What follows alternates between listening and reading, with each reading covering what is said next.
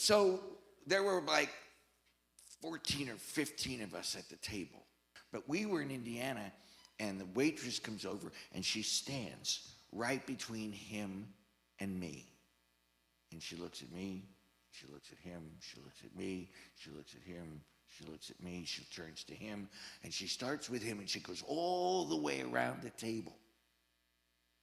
Comes back around, and now it's my turn.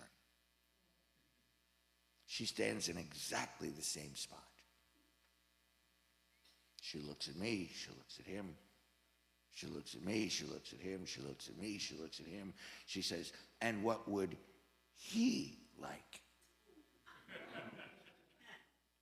And Jeff looked up at her and said, why don't you ask him? So she did. Just like I was deaf and stupid. And what would you like? Another waitress would be nice. But I was good.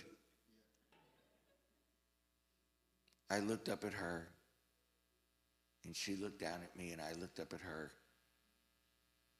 And being the quiet, shy, serious-minded, mostly spiritually minded person that I am, I said,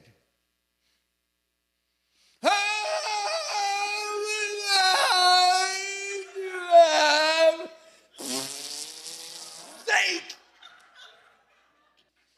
And when she was done wiping herself down,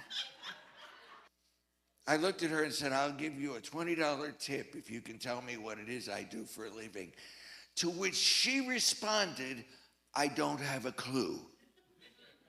To which my friend replied, that's for sure.